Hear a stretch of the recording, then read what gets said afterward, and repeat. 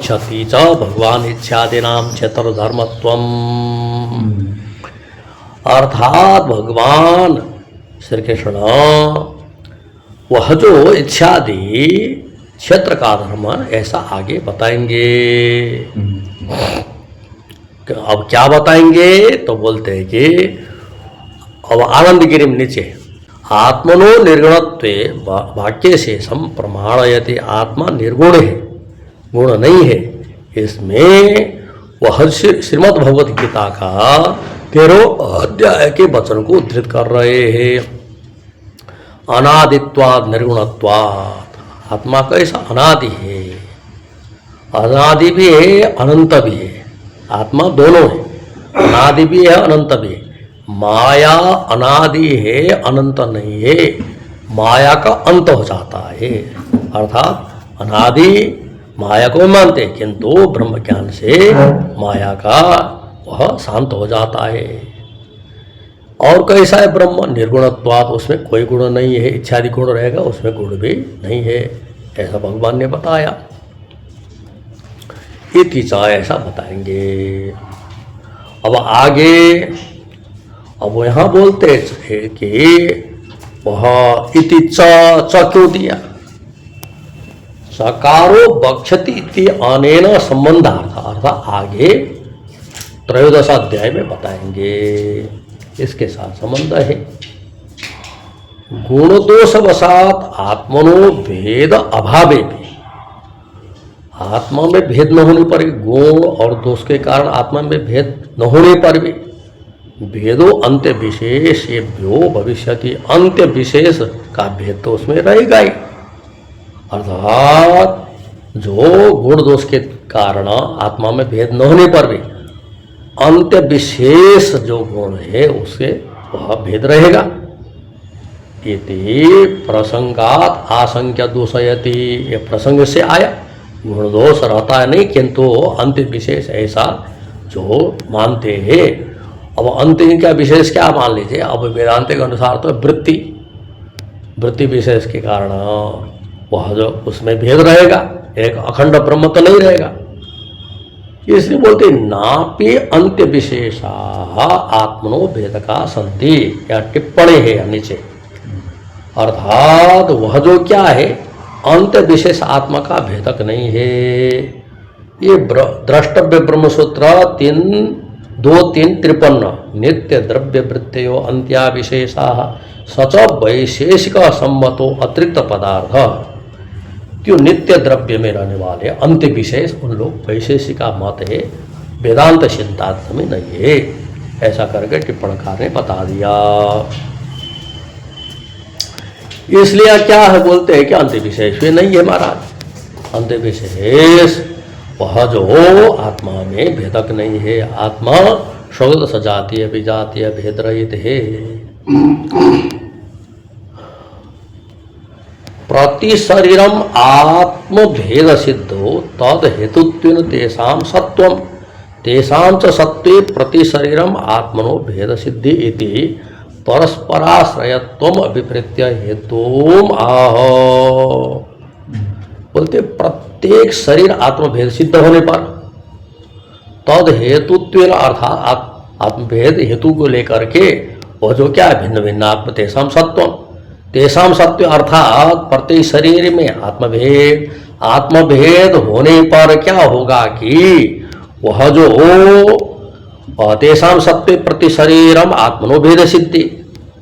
अब यहाँ भेद सिद्ध होने पर प्रत्येक शरीर में भेद सिद्ध हुआ, अर्थात शरीर में, अब वहाँ आया ना, शरीर के भेद से आत्मा भेद है कि नहीं? नहीं है, वह प्रतीति हो रहा है, किंतु आत्मा में भेद नहीं। प्रति शरीरम तेषां सत्वे प्रमाणोपत्ति, अर्थात भेद सत्व, प्रत्येक शरीर में भेद होने में वह प्रमाण न होने से भेद नहीं मान सकते। जैसे मान लीजिए देश में यौवन कुमार तथा है ना, वहाँ 2 अध्याय में, जैसे एक ही देह में कुमार अवस्था, यौवन अवस्था, जरावस्था आने पर भी मैं भिन्न तो लगता ही नहीं, वही मैं हूँ। इसी प्रकार से अब यहाँ बोलते भिन्न भिन्न शरीर में भिन्न भिन्न जैसे लग रहा है, तो बोलते हैं कि ओ ये ऐसा नहीं है। प्रति शरीरम तेषाम सत्वे अर्थात भेद सत्वे प्रमाणोपत्ते है। प्रमाण अनुपन्न होने से, प्रमाण न होने से आत्मा भेद में प्रमाण नहीं है। इस कारण अनुन्याश्रय दोष से ग्रसित होने के कारण आपको क्या है, वह भेद नहीं मान सकते।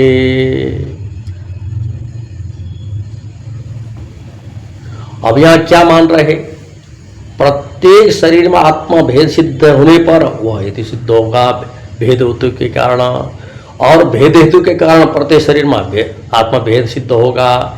इसलिए अनुन्याश्रय दोष मानते हैं। आत्मनो भेद का अभावे फलितम आह, आत्मा में भेद नहीं है।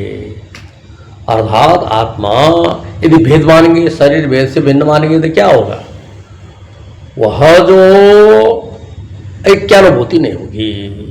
वही मैं हूँ, जो मैं सो रहा था, जो मैं स्वप्न देख रहा था, वही मैं अभी जागृत में हूँ।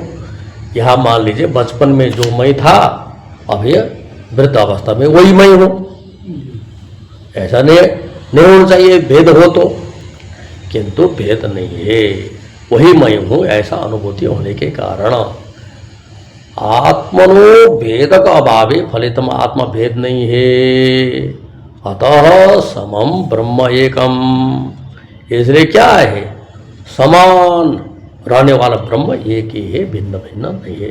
सबके शरीर में एक ही तत्व है, जो अधिष्ठान तत्व भेद नहीं है। जैसे महाकाश भेद नहीं है, महाकाश सर्वत्र एक ही है।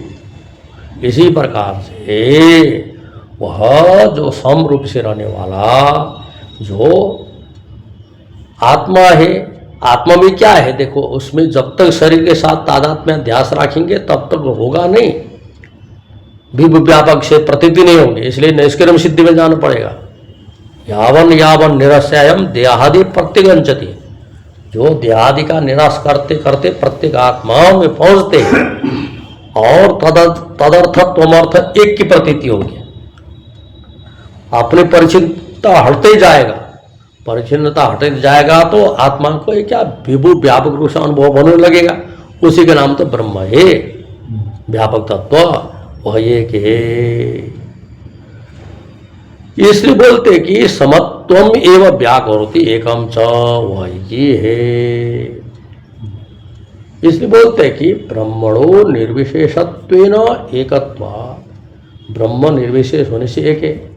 जीवानां च भेदक अभावेन एकत्वस्य उक्तत्वात्, जीवों का भेद करने वाला शरीर भेद होने पर भी वास्तव में वह जो आत्मा तो भिन्न नहीं है। भेद का अभाव से एकत्व उक्त से एक लक्षणत्वात् एकत्वम जीव ब्रह्मणो द्रष्टव्यम, ब्रह्म निर्विशेष होने के कारण एक है, जीव को भेद करने वाला न होने के कारण वह जीव भी एक है। इसलिए एकत्व लक्षण से जीव और ब्रह्म एक ही है। तस्मात् ब्रह्मणि एव ते स्थिताः, अर्थात जो सर्वत्र क्या मानते हैं, यही तैर्जित सर्गो येषां साम्ये स्थितम मन, जिसका साम ब्रह्म में स्थित है उसने सर्ग जीता, क्योंकि वह ब्रह्म निर्दोष है, उसमें कोई दोष नहीं है, निर्दोष ब्रह्म है। इसलिए वह तस्मात् ब्रह्मणि एव ते स्थिताः, ज्ञानी न ब्रह्म में स्थित है। इसलिए ब्रह्म में स्थित होने के कारण उनको दोष नहीं लगता। जब तक देह में स्थित रहेंगे, देह को अपना रूप मानेंगे, तो क्या होगा, दोष ही दोष। कभी क्या दोष, कभी क्या दोष है, अवस्था अवस्था दोष ही दोष। हाँ, इस कारण से वह ज्ञानी लोग, समदर्शी लोग, जिसका समान ब्रह्म में स्थित है, ब्रह्म में स्थित है, अर्थात ब्रह्म स्वरूपी हो जाते। इस कारण से वो दोष को भागी नहीं होते। इसलिए बोलते हैं कि जीव ब्रह्मणो एकत्वे जीवानां ब्रह्मवद निर्दोषत्वं सिद्ध्यति, जीव और ब्रह्म के एकता होने पर वह ब्रह्म की तरह जीव का भी निर्दोष सिद्ध होता है। आनंद कहते तस्मा ब्रह्मणिते स्थिता, इस कारण से उन लोग ब्रह्म में स्थित है। अब यहां बोलते हैं कि क्या है, तस्मात् न गंध दोष गंध मात्रम अपि तान स्पृशति। तस्मात् अर्थात इस कारण से ब्रह्म ज्ञानी को न दोष गंधम अपि, दोष का गंध भी उन ज्ञानियों को स्पृशति न स्पृशति लगाना, स्पर्श नहीं करता। बोलते कि तत्शब्दार्थम एवं स्फुरयति, तत्शब्द को ही स्पष्ट करते हैं।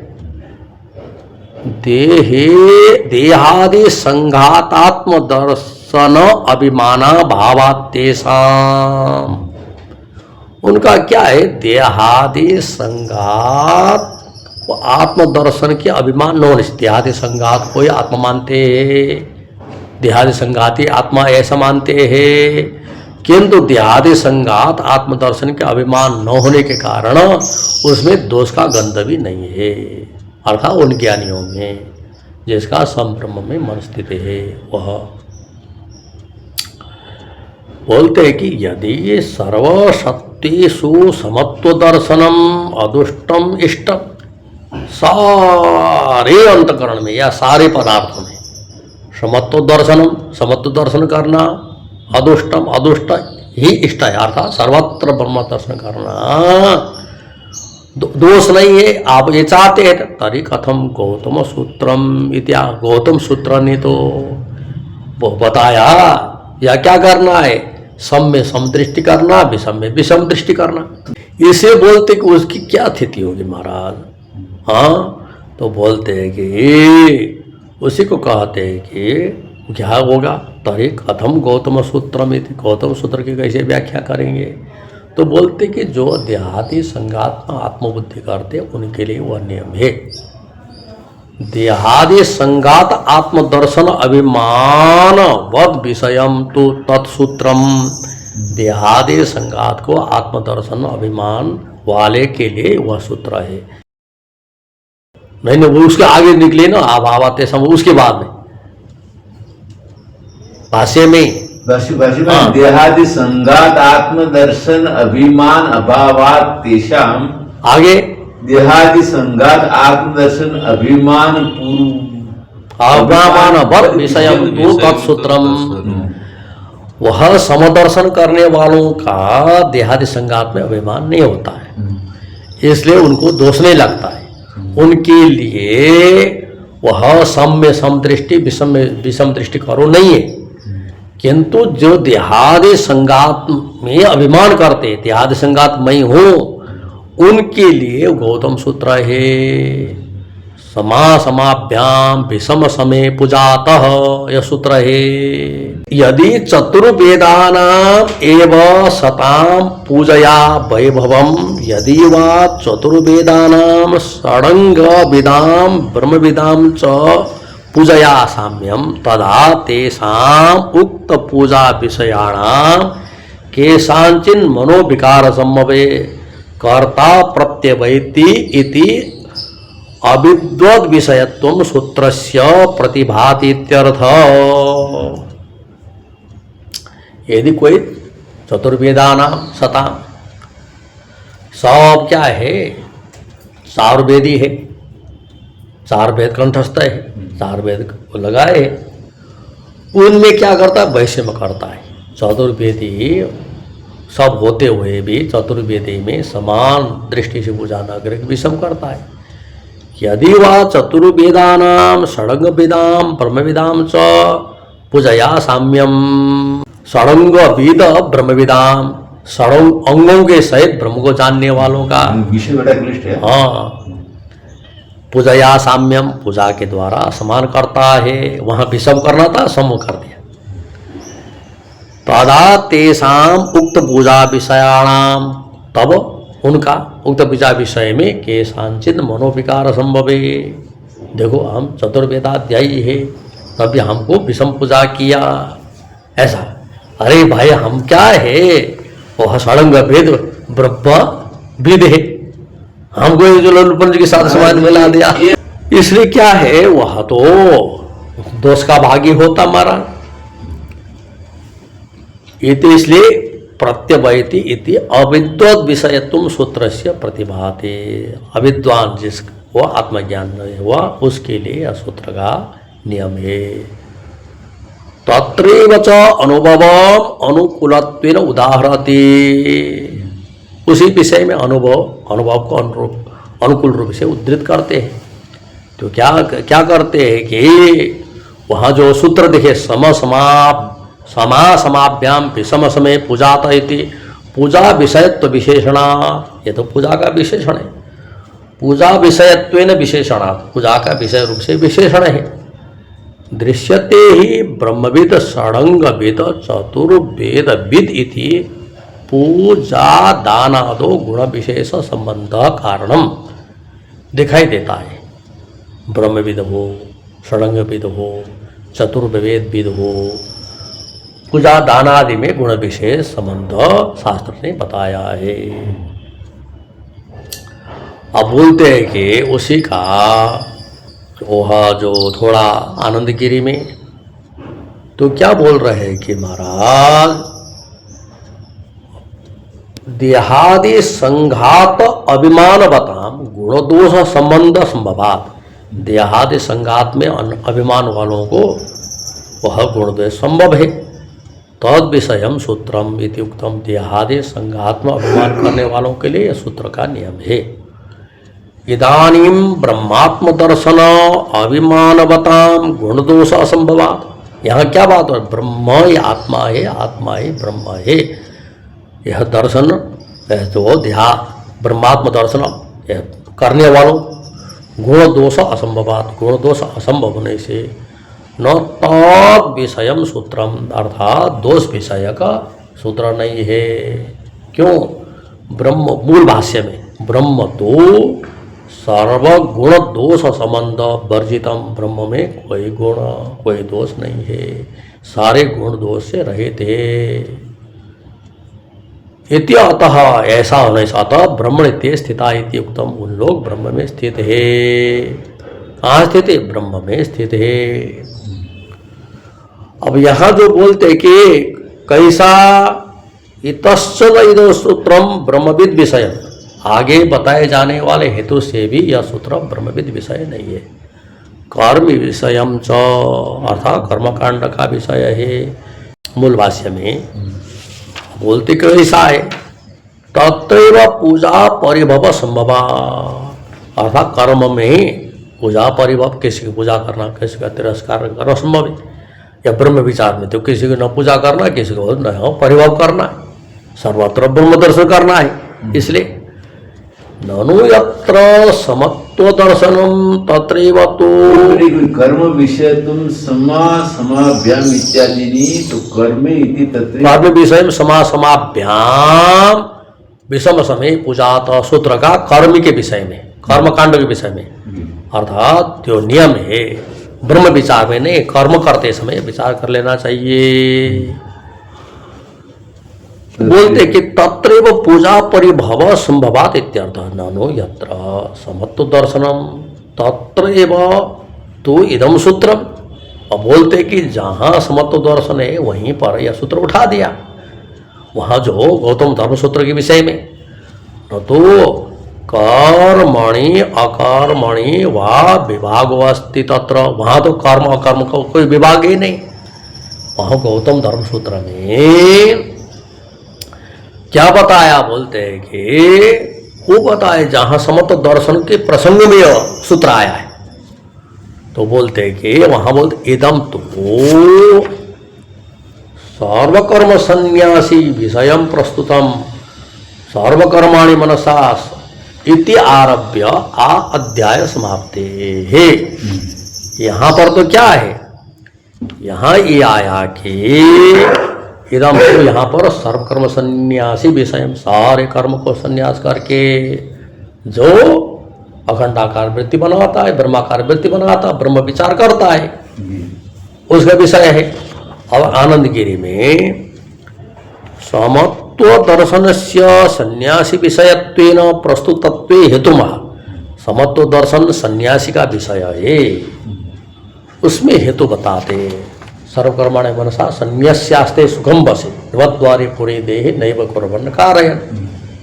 ऐसा यहाँ से आरंभ करके अध्याय समाप्ति पर्यंत बताया। इस कारण से अध्याय परिसमाप्ति हे अध्याय परिसमाप्त पर्यंत सर्वकर्माणि इति आरभ्य तत्र तत्र सर्वकर्म संन्यास अभिधानात्, अर्थात जगह जगह पर सर्वकर्म संन्यास को बतलाते हुए तद विषय